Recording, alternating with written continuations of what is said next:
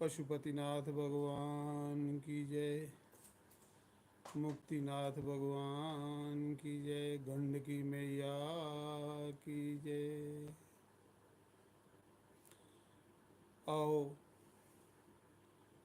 गुरुर्ब्रह्मा गुरुर्विष्णु गुरुर्देवो महेश्वरा गुरुर्साक्षात् परब्रह्म तस्मै श्री गुरुवे नमः। ओंकाराय नमः। ओम केशवाय नमः। ओम माधवाय नमः। ओम श्री राधा कृष्णाय नमः। ਅੱਜ ਦਾ ਸਤਸੰਗ ਹੈ ਕਾਠਮਾਂਡੂ ਨੇਪਾਲ ਦੇ ਵਿੱਚ ਸਤਸੰਗ ਸ਼ੁਰੂ ਹੋਣ ਲੱਗਾ। ਤੋ ਅੱਜ ਦੇ ਸਤਸੰਗ ਵਿੱਚ ਮੈਂ ਅਸੀਂ ਦਰਸ਼ਨ ਕੀਤੇ ਨੇ ਪਸ਼ੂਪਤੀਨਾਥ ਭਗਵਾਨ ਦੇ। बोलो पहले सारे बोलो पशुपतिनाथ भगवान की जय। तो दूसरा दर्शन असें किया बुढ़ा नीलकंठ भगवान के भगवान विष्णु नाग की छेआ पर धरती दे विचों प्रकट होए दे, आप प्रकट होए दे। तो पहले पशुपतिनाथ की कथा कियां बनी, कियां पशुपतिनाथ भगवान कि एक समय जिस समय कौरवें पांडवें का युद्ध होया तो कौरवें का विनाश हो गया और पांडवें की जेड़ा इंद्रप्रस्थ का राज मिले। लेकिन धर्मराज युधिष्ठिर चक्रवर्ती सम्राट राजा बने। तो धर्मराज युधिष्ठिर की राजा बने दे भी मन च सुख शांति नहीं है।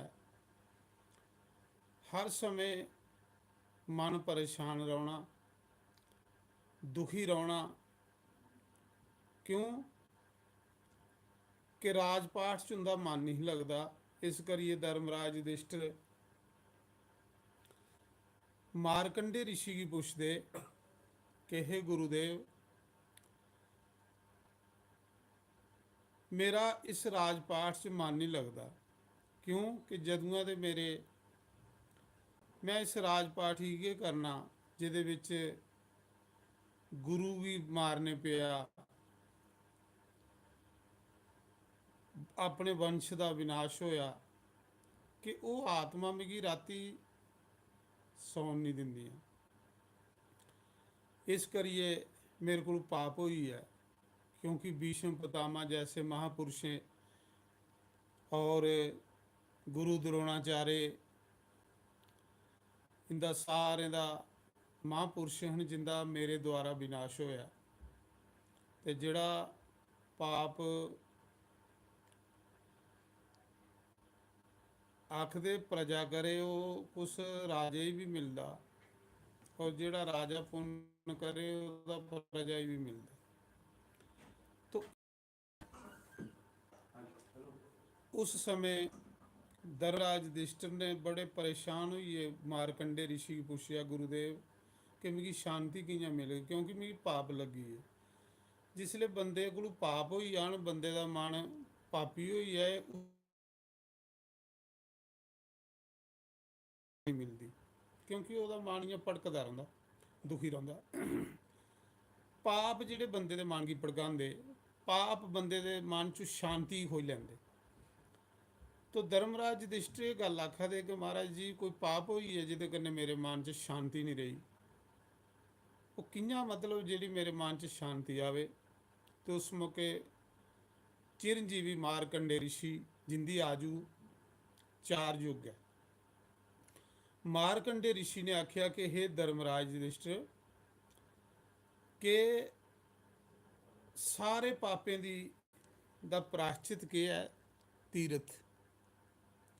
तीरथ करो, तीरथ करने कन्ने इंसान का मन शुद्ध होंदा, और जिसले शुद्ध मन होंदा तो बंदे के मन च शांति मिलती।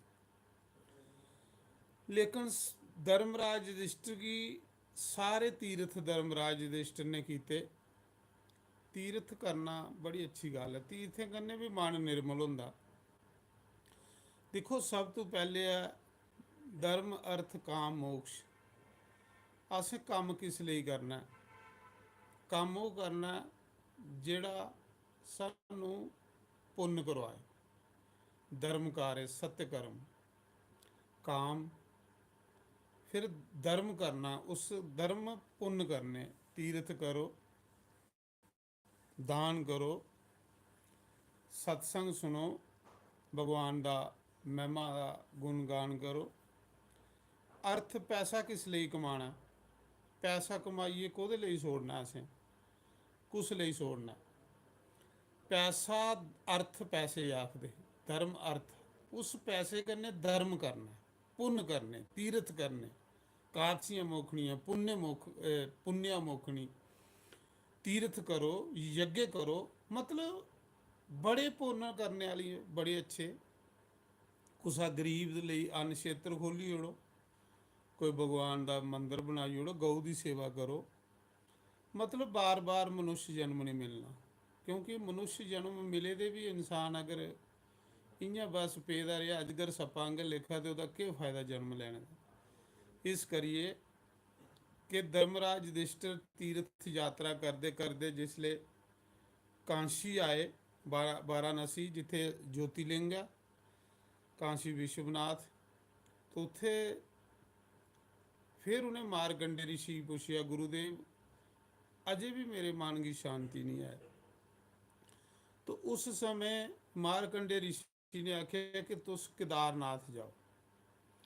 केदारनाथ भगवान के दर्शन करने कन्ने इंसान दे करोड़ें जन्में दे पाप जिहड़े वो खत्म हो जाते। केदारनाथ जाओ। तो उस समय मारकंडे ऋषि के आखने उपर 5 पांडव केदारनाथ की यात्रा पर चली पे। तीर्थ करना जिहड़ा अच्छी गल है, तीर्थ करने शांति मिलती, तीर्थ करने मन निर्मल होंदा। इयां घरा दे मोह माया च फसी रहना, घर दे दलदल च फसी रहना, ये भी इंसान की लोक भी बर्बाद हो जाता ते परलोक भी बर्बाद हो जाता। इस करिए इंसान ने जब पता भी जीवन परमानेंट तो इत्थे रौना नहीं, तो फिर अच्छे कर्म करते रहोचे, अस पुण्य करते रहोचे। पैसा किस लिए कमागे? अंदर रखने लिए। पैसे कन्ने खरा काम करचे, अस पुण्य करचे। तो उस समय 5 पांडव केदारनाथ भगवान के दर्शन करन गए। तो केदारनाथ दर्शन करते करते जा रहे है, जिसले गुप्त कांशी पूजे। केदारनाथ कोलू कोई 22 किलोमीटर पिछे गुप्त कांशी है। जिसले गुप्त कांशी 5 पांडव पूजे, तो बड़ी तुसें पता कठिन यात्रा हो केदारनाथ की। तो उत्थे भगवान शंकर ने दर्शन दिते 5 पांडवें। पर दर्शन किस रूप च दिते? कि एक बैल के रूप च, एक नंदी के रूप च, बड़ा विशाल बैल पर्वत की तरह। उत्थे भगवान शिव ने नंदी के रूप च जिसले 5 पांडवें दर्शन दिते। तो उस समय भीमसैन धर्मराज युधिष्ठिर की पूछते कि भैया बैल तो बड़े दिखे, पर ऐसा बैल पहली बारी दिखा जिहड़ा इयां पर्वत की तरह विशाल नंदी। तो धर्मराज युधिष्ठिर धर्म के राज के अवतार हैं, महापुरुष हैं, अच्छे सत्यवादी हैं। धर्मराज युधिष्ठिर आखन लगे कि ये बैल नहीं हो सकता, यह नंदी नहीं हो सकता, क्योंकि इस बैल के रूप में भगवान शंकर हो सकते। भगवान शिव जी ने ऐसे ही दर्शन दिते हैं। जिसले बंदे का मन निर्मल हो जाए, बंदे का सील सुभाव हो जाए, आप देवी देवता भी दर्शन देंगे, भगवान भी उसी दर्शन देंगे। और जिन्ना चिर मन गंदा रहे, जिन्ना चिर मन मैला हो, उसी दर्शन कुत्थों भगवान दे होने? वो इयां भड़कदा रहिंदा बंदा, इयां पशुएं की तरह। वो जरा 4 पैरें वाले पशु है, 2 पैरें वाला पशु है। तो इस करिए जिले युधिष्ठिर ने आख्या कि इस बैल की पकड़ो, वो बैल नहीं, वो शंकर भगवान है। तो मैं इस समय सत्संग ਜਿਹੜਾ करा रहा पशुपति नाथ नेपाल काठमांडू सत्संग चला रहा है। काठमांडू भी सोचना कि मैं काठमांडू इस मौके भगवान के दर्शन करी आया, भगवान पशुपति नाथ की आरती च शामिल होए रहा, आरती की दिखी आया, दर्शन करी आया। तो मैं चाहना कि संगत भी लाभ लाए, संगत भी इस मौके मैं काठमांडू नेपाल दे विच पशुपति नाथ भगवान दे नेपाल च सत्संग करा। तो ये सत्संग मैं सुना दा कि ये पशुपति नाथ कियां ज्योतिलिंग बने। क्यों कि केदारनाथ के दो हिस्से ने। उसले फिर वो जिसले पंज पांडव उस बैल की फड़न लगते, गुप्त कांशी 22 किलोमीटर केदारनाथ को पिछे गुप्त कांशी है। तो गुप्त कांशी भगवान ने दर्शन दिते, पंज पांडव उस बैल के पिछे पिछे फड़न लगते ना। कदे वो बैल सप्पी जाता, कदे प्रगट होंदा, कदे सप्पी जाता, कदे प्रगट हो जाता। पांडवें शक पई है कि ये शंकर भगवान ने। सारे तीर्थ यात्रा करी उड़ी है, भगवान दे हुण दर्शन होए ने। नमः शिवाय नमः शिवाय, हर हर बोले नमः शिवाय। तो मैं सुना रहा पशुपतिनाथ भगवान कियां ज्योतिलिंग बने। तो जिस समय भीमसैन ने उस नंदी बैल का दुंब फड़ी, पूछल फड़ी, तो भगवान शंकर उसले धरती दे विच समाए। जियां धरती च समाए, उस समय जिहड़ा गर्दन कोलों खलका हिस्सा, मुंडी कोलों खलका हिस्सा उस बैल का, वो केदारनाथ रही है, वो बनी है केदारनाथ। जिहड़ी ये उपर मुंडी ही उस नंदी की बैल की, तो उस अज भी केदारनाथ जाओ, वो शिवलिंग नहीं है, वो नंदी का पिछला पासा, उत्थे मन भी है, सब कुछ है। तो वो पिछला पासा जिहड़ा है वो केदारनाथ रही आ। उसकी जिहड़ी धाड़ मुंडी है वो केदारनाथ का भगवान शंकर विच आए तो पशुपतिनाथ नेपाल दे विच निकले, जिथे तुस अज सत्संग सुना रहे हो, जिथे तुसें मी अज दर्शन करवाए ने। स्टेटस के उपर तुस देखी सकते हो, ये पशुपतिनाथ भगवान केदारनाथ और पशुपतिनाथ ये दोवें मिलाइए एक ज्योतिलिंग है। साढ़े सनातन धर्म च 12 ज्योतिलिंग ने। उन्हें 12 ज्योतिलिंगें च जिहड़ा पशुपतिनाथ है ये ज्योतिलिंग है। केदारनाथ का कि दूआ हिस्सा है।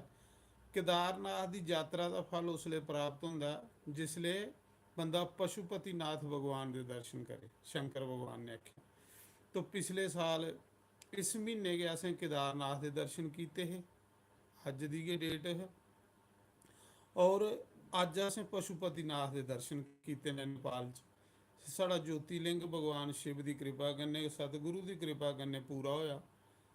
धन्यवाद भगवान शंकर का, धन्यवाद माता पार्वती का, गुरुओं का, संतें का, ऋषियों का, देवी देवतें का, पिछले बजुर्गों का, कि जिनकी कृपा कन्नै अज साड़ी ये तीर्थ यात्रा वाली है। क्योंकि अपनी मी बहादरी नहीं समझदा, ये सारी गुरुओं की कृपा, संतें की कृपा और भगवान शिव भोलेनाथ की कृपा। तो ये पशुपतिनाथ नेपाल दे विच तुस अज भी देखो, उस नंदी का मुख है और जिहड़ा उस बैल का पुष्ट भाग है वो केदारनाथ। तो अज असें इस पशुपतिनाथ भगवान के दर्शन किए ने। पशुपतिनाथ भगवान के खल जियां उत्थे गंगा बगदी है केदारनाथ, इयां इत्थे बागवती गंगा है। तो उस गंगा के भी दर्शन किए ने, बड़ा आनंद आया। तो पशुपतिनाथ भगवान की कथा है, तो ये दर्शन करिए। पंज पांडवे उस प्राश्चित पाप का प्राश्चित किया, जिहड़ा उहदे कन्नै शांति मिली, फिर उन्हें अपना राजपाट संभालिया। ये मैं पशुपतिनाथ भगवान की कथा सुनाई है। और परसों असें दर्शन किए हैं नेपाल दे विच मुक्तिनाथ। बोलो मुक्तिनाथ भगवान की। तो मुक्तिनाथ भगवान विष्णु भगवान ने और पशुपतिनाथ जिहड़े भगवान शंकर ने, ये दो नेपाल दे विच ने। तो परसों असें दर्शन कीते है मुक्तिनाथ भगवान कियां बने कि आखदे कि एक समय तुलसी गी ये बरिंदा आखदे, बरिंदा के तुलसी का नाम। तो ये जिहड़ी तुलसी है ये संखचूड़ दैते की पत्नी है। तुलसी ने बद्रीनाथ जाइए बड़ी तपस्या की, हज़ारां साल तपस्या की। तो तपस्या करा दे है, जिले तपस्या करते करते बद्रीनाथ तपस्या करा दी ही तुलसी, इसका नाम धर्मव्रता हा। करते करते वृंदा है इसका नाम। तो तपस्या करते करते गणेश भगवान के दर्शन होए तुलसी, जिले तुलसी दे गणेश भगवान के दर्शन होए तो गणेश भगवान भी बड़े सुंदर माता गौरा के पुत्र। तो उस समय वृंदा ने गल आखी तुलसी ने गणेश की कि तू मेरे कन्ने ब्याह कर। तो गणेश भगवान ने आख्या कि मैं तीर्थ यात्रा पर निकले हाँ, लेकिन मैं माता पिता की पुछे बगैर ब्याह नहीं कर सकता। क्यों कि जिन्ने तड़ी मेरे माता पिता की आग्ञा के बगैर मैं कियां ब्याह कर सकना। तो मैं तो तीर्थ यात्रा करना आया, इस करिए जिसले गणेश भगवान ने ना करी उड़ी तो तुलसी ने गणेश भगवान की श्राप दे जुड़े। के श्राप दिता कि जा तेरा एक ब्याह नहीं होगा, तेरे दो ब्याह हो। तो इस करिए गणेश दियाँ दो पत्नियां ने रिद्धि सिद्धि। तो जिले श्राप दे जुड़िया तुलसी ने, तो उस समय गणेश भगवान ने भी तुलसी की श्राप दे जुड़िया। के श्राप दिता कि जा अज दे बाद तुलसी दल मेरे उपर नहीं चढ़। इस करिए गणेश भगवान उपर तुलसी नहीं चढ़ती। जिहड़ा गणेश भगवान की तुलसी चढ़ांदा उहदे सारे पुण्य जिहड़े खत्म हो जाते। तो तुलसी सिर्फ भगवान विष्णु के उपर चढ़ती, नारायण देव। तो मैं सुना रहा कि जिसले तुलसी का ब्याह गणेश भगवान ने भी श्राप दिता कि जा तेरा ब्याह एक राक्षस कन्ने हो। तो राक्षस कौन है? शंखचूड़। शंखचूड़ भी उसी आखदे, जलंधर भी उसी आखदे। तो शंखचूड़ दैते जिहड़ा हा वो उस कन्ने ब्याह तुलसी का होया। शंखचूड़ पिछले जन्म च कृष्ण का सखा श्री दामा, ते तुलसी जिहड़ी है भगवान की गोपी ही जिहदा नाम वृंदा। ये दोए एक दूए की श्राप देइए इस मात लोक च आए दे है। उस श्री दामा के ग्वाला शंखचूड़ बनया और जिहड़ी वृंदा हा उहे तुलसी बनी। तो जिले शंखचूड़ कन्ने ब्याह होया तुलसी का तो पतिव्रता स्त्री ही, क्योंकि सपने च भी इसने पर पुरुष का कदे ध्यान नहीं कीते दा। तो इसी वरदान है कि जिन्ने ताड़ी तेरी पत्नी पतिव्रता रहो इन्ने ताड़ी तुकी कोई नहीं मारी सकता। तो शंखचूड़ तुलसी की वजह करने की नहीं कोई भी मारी सकता, पर राक्षस वाह हाहाकार मचाई उड़ी। उन्हें देवतें की स्वर्ग खोई लिया। जिले सारे देवता कट्ठे होइए भगवान विष्णु कोल गए, भगवान शंकर कोल गए कि महाराज जी साढ़े बारे च सोचो, सानू राक्षस शंखचूड़ ने साढ़े को स्वर्ग खोई लेदा, सानू स्वर्ग वापस दवाओ। राक्षस कुछ ही आखदे जिहड़ा खोने की भावना रखदा, और देवता कुछ ही आखदे जिहड़ा देने की भावना रखदा। इस मौके तो उस सत्संग जिहड़ा सुना दे नेपाल च मैं बैठे दा, पशुपति नाथ भगवान के बिल्कुल सामने बैठे दा। पशुपति नाथ की नगरी काठमांडू दे विच सत्संग चला दा और भगवान दे मैं सोचा चलो संगत की भी भगवान की बारे च महिमा दसी उन्ना कि पशुपति नाथ भगवान के ना। तो फिर मैं सुना दा मुक्तिनाथ के बारे च। उस समय फिर भगवान विष्णु ने जिहड़ा तुलसी का वृंदा का पतिव्रता धर्म नष्ट किया, उसके पति का रूप बनाया भगवान विष्णु ने। तो वो पहचान ही नहीं सकी कि मेरा पति है कि भगवान है। तो जिसले उसी बांह का फड़िए ले जाती अपने मतलब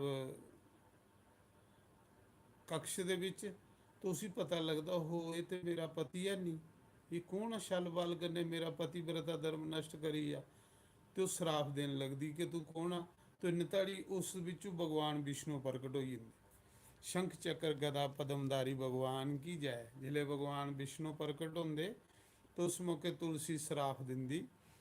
तुलसी आखदी उधरा पतिव्रता धर्म नष्ट होया तो उसका पति मारी उड़िया शंकर भगवान ने, शंख चूड़गी मारी उड़िया भगवान शिव जी ने। विष्णु ने छल करिए ते ਉਹਦਾ पतिव्रता धर्म था। उस मौके बृंदा सराफ दिंदी कि हे प्रभु तुस सनातन धर्म दे मूल हो, तुस भगवान हो, लेकिन तुसें मेरी पतिव्रता धर्म तुसें मेरा नष्ट करी उड़िया, तुसें मेरा पतिव्रता धर्म नष्ट करी उड़िया। तुस बड़ा पछाण हिरदे, पछाण पत्थर की आखदे, थोड़ा बड़ा पत्थर हिरदे है। क्यों कि तुसें एक सती साध्वी स्त्री का पति मरवाया और पतिव्रता धर्म नष्ट किया। जाओ मैं तुसें सराफ दिन्नी आ कि अज दे बाद तुस पछाण होई जाओ। पछाण मतलब पत्थर होई जाओ।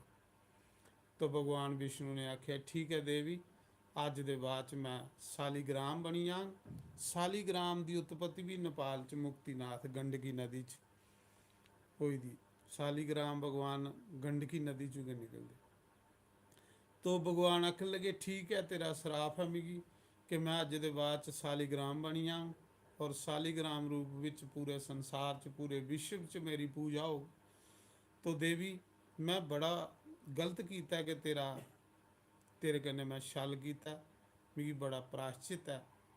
लेकिन इस प्राश्चित पाप जिहड़ा मेरे कोल होया क्योंकि तुगी मैं सताया दुखी किया भी पाप, लेकिन इस पाप को मुक्ति पाने लई मैं मुक्ति लई इस पाप को मुक्ति पाने लई मैं तप करूँ। तो उस समय भगवान विष्णु फिर मुक्तिनाथ बने। भगवान तप करने लई उस पर्वत के उपर गए जिथे परसों मैं तुसें दर्शन करवाए ने, जिथे स्नान भी 108 गंगा की धारा बगा दी ही, उत्थे मुक्तिनाथ के परसों दर्शन किए हैं सवेरे। तो भगवान ने उत्थे उस प्राश्चित किते दा तप की मुद्रा च बैठे दे भगवान कि उसले भगवान की तुलसी ये गल आखदी है कि प्रभु मेरा पति तेरे है नहीं। तो भगवान आखदे चल तू मेरे को कोई वरदान मंगी लै। तो उसले भगवान के वरदान देंदे कि जा देवी अज दे बाद तू गंडकी नदी होगी, तेरे विच मेरा वास हो। तू गंडकी नदी का रूप, तेरा शरीर गंडकी नदी बन गए, तेरे हिरदे विच मेरा वास हो। तो उस पर्वत के उपर जिन्ने भी पत्थर ने उस सालीग्राम भगवान ने वो जिसले पत्थर टुटिए गंडकी नदी च पाते तो गंडकी उन्हें भगवान सालीग्राम का रूप दिंदी है। तो गंडकी कौन है? तुलसी। तो सालीग्राम भगवान जिहड़े मुक्तिनाथ ने, सालीग्राम के मुक्तिनाथ। तो उत्थे भगवान ने प्राश्चित किते दा ते मुक्ति पाई। उस जिहड़ा भगवान ने उहदा बेचारी दा सतीव्रता पतिव्रता धर्म नष्ट किया, वो स्थान बनी है मुक्तिनाथ। भगवान ने आख्या कि जाओ अज दे बाद जिहड़ा भी इस स्थान के उपर आनिए गंडकी नदी का स्नान करिए, मिगी प्रणाम करग, मिगी मत्था टेकग, मेरे दर्शन करग, 108 धारा का स्नान करिए, विष्णु कुंड च स्नान करिए, लक्ष्मी कुंड च स्नान करिए। तुसें देखिया होना कि मैं कीते वीडियो च तुसें देखिया होना कि पहले 108 गंगा दे स्नान करिए धारा दे, ते फिर विष्णु कुंड च स्नान करने पौंदा, फिर लक्ष्मी कुंड च। पर पानी बड़ा ठंडा हुंदा, बहुत ठंडा पानी हुंदा। पर बड़ी जल्दी जल्दी चलो भगवान की कृपा कन्नै होई है, तो नहीं तो हत्थ भी नहीं करने पानिया की लान हुंदा, इन्ना ठंडा पानी हुंदा वो। तो वो दर्शन किए भगवान के। भगवान ने आख्या जाओ जिहड़ा अज इस 108 धारा दे स्नान करिए, विष्णु कुंड लक्ष्मी कुंड च स्नान करिए, मुक्तिनाथ भगवान के दर्शन करग, उसी मुक्ति प्राप्त देंगे, उसी मैं मुक्ति देंगे, उसी बैकुंठ प्राप्त हो। तो इस करिए साधु संत ऋषि मुनि जेडे मुक्तिनाथ भगवान के दर्शन करना आते हैं, गंडकी मैया के दर्शन करना आते हैं। गंडकी मैया बड़ी पवित्र है। गंडकी का तो दर्शन करने कन्नै कि इंसान का मन निर्मल हो जाता, पाप तो ही जाते हैं। तो गंडकी विच शालीग्राम भगवान वास करते हैं।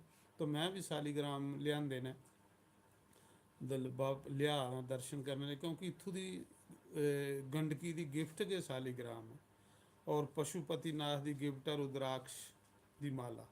तो ये अज रुद्राक्ष दी माला ये प्राप्त हुई हैं ये, क्योंकि नेपाल का रुद्राक्ष तो गंडकी का शालीग्राम ये मशहूर है। तो ये थोड़ी ये है, बाकी तो कोई नहीं, पर यह बड़ा अच्छा ਤੀਰਥ ਨੇ ਇੱਥੇ। ਔਰ ਇੱਕ ਜਗ੍ਹਾ ਹੋਰ ਅਸ ਅੱਜ ਗਏ ਹਾਂ ਜਿੱਥੇ ਸਾਕਸ਼ਾਤ ਭਗਵਾਨ ਵਿਸ਼ਨੂੰ ਧਰਤੀ 'ਚ ਪ੍ਰਗਟ ਹੋਏ ਦੇ, ਕੋਈ ਮੰਦਰ ਨਹੀਂ ਬਣਾਏ ਦਾ। ਨੀਲਕੰਠ ਭਗਵਾਨ, ਉਹ ਵੀ ਤੁਸੀਂ ਕੱਲ ਦੱਸ ਗਏ। ਉੱਥੇ ਭਗਵਾਨ ਸ਼ੇਸ਼ਨਾਗ ਦੇ ਉੱਪਰ ਲੇਟੇ ਦੇ ਨੇ ਤੇ ਧਰਤੀ 'ਚ ਪ੍ਰਗਟ ਹੋਏ ਦੇ ਨੇ। ਬੜੀ ਅਚੰਭੇ ਵਾਲੀ ਜੀ, ਬੜੀ ਸ਼ਾਂਤੀ ਮਿਲੀ, ਬੜਾ ਆਨੰਦ ਆਇਆ। बड़े बड़े अच्छे तीर्थ ने, बड़ी बड़िया अच्छिया जगह ने। ये शिव जी की कृपा करने, नारायण की कृपा करने, विष्णु की कृपा करने दर्शन हुआ देना। मैं बड़ा बड़ा धन्यवाद करूँगा भगवान कि शुक्र है कोई पूर्व जन्म का कोई ऐसा पुण्य होएदा जिहदे कन्नै अज दर्शन हुआ देना भगवान दे। हे प्रभु ऐसी कृपा बनाई रखिया कि बस संतें की कृपा बनी रहे, संतें के दर्शन होंदे रहन और भगवान के तीर्थों के दर्शन होंदे रहन। मैं तीर्थ करता रहा, गंगा सारिया नदियों के स्नान ले। तो हूँ अस सवेरे जाना है जनक महल, जिथे माता सीता का जन्म होएगा, राजे जनक की नगरी। उस सुबह हम जनक महल जाएंगे तो जनक नगरी के दर्शन कराएंगे, जिसे मिथिला नगरी आखते, जिथे भगवान दे ससुराल ने, भगवान ने जिथे ब्याह किए दा।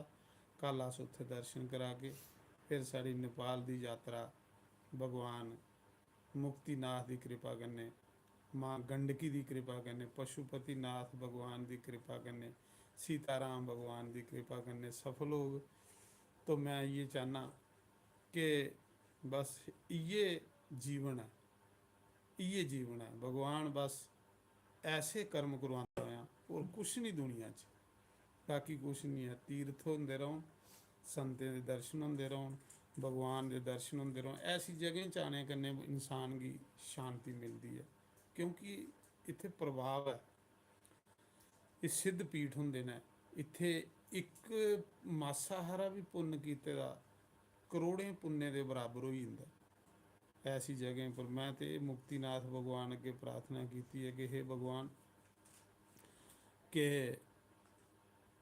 सब तेरे दर्शन करन और मुक्ति दें सारे सारे का कल्याण करें। बोलो गंडकी मैया की जय, मुक्तिनाथ भगवान की जय, और पशुपतिनाथ भगवान की जय, बागवती गंगा मैया की जय, गुणवेश्वरी मैया की जय, बुढ़ा नीलकंठ भगवान की जय। तो अज का सत्संग बस इत्थे, क्योंकि अज अस थकीए दे हाँ, सवेरे दे गए दे दर्शन करना, जे बस हूँ पुजे गए। तो मैं आख्या चलो संगत देखा दी होनी, थोड़ा उन्हें भी दर्शन करवाई ओने। तो सारी संगत की मेरी जय शंकर, जय शिव शंकर, जय सीताराम, जय राधे श्याम, जय मुक्तिनाथ मैया, जय गंडकी मैया, जय पशुपतिनाथ भगवान की जय। सीताराम।